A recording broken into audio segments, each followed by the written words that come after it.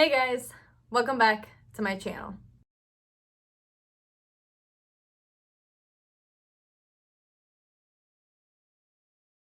No time for introductions. Let's just get straight into this video because I have a lot to say. October is known as National Bullying Prevention Month or Anti-Bullying Month, and it serves to remind us that students, parents, teachers, and school administration all play a role in bringing positive change, and by doing so, that positive change comes as we begin to emphasize respect and inclusion in schools all over the country. So, what is bullying exactly? Bullying is unwanted aggressive behavior among school-aged children that involves real or perceived power imbalance. The behavior is repeated or has the potential of being repeated. It can include making threats, spreading rumors, attacking someone physically and verbally, and excluding someone from a group on purpose.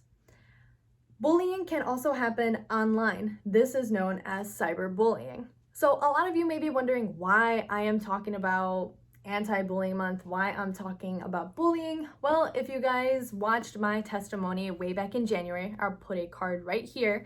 I am a victim of bullying. I was bullied from elementary school, through middle school, and through high school, and a little bit in college, but not as severe as through that period in my life. And as someone who has gone through that, I wanted to talk about some of the long-term effects that not many people see when kids are being bullied, and schools and parents and teachers don't take bullying seriously. So yes, I was bullied many years ago as a kid, as a preteen, and as a teenager. That happened very years ago, but the effects, I still have to deal with them to this day. The saying goes, sticks and stones may break my bones, but words can never hurt me. And boy, how that saying is wrong. While yes, sticks and stones can hurt us physically, words hit deep. They hit so much deeper than you can imagine. As someone who has been bullied throughout a crucial period in my life, I still struggle with depression, anxiety, a lot of mental stuff, and a lot of physical stuff. At one point in my life, I did not want to look at myself in the mirror because of the voices in my head that were telling me that I am not beautiful, that I am damaged, that I will never look like the models that I see all over the internet. Like, I still suffer the consequences of being picked on by my peers. And not just dealing with bullying in person while I was in school and even like in outside activities, I was also picked on online. When social media started to come into play when I was in middle school, I had people commenting very mean things all over my social media posts. And it's one thing when you have your peers calling your names to your face. It's another thing when you're reading it on the screen. Like, you don't hear your classmates' voices. It's your own voice reading it back to you. And that just hurts your spirit so much more than the words your classmates will ever tell you. I still deal with a lot because of what people said to me and said about me those many years ago. It's been an ongoing battle of trying to heal and trying to quiet the voices in my head. The voices of people who I considered friends at one point. And nobody seems to talk about how bullying can affect someone way beyond the years of adolescence. This month is probably the most important month to me because of what I went through. I may only be one voice, but I don't want people to go through the same thing that I went through. I see videos all over the internet of moms talking about how their kids are just starting school, whether that's first grade, second grade, third grade, and however old these kids may be.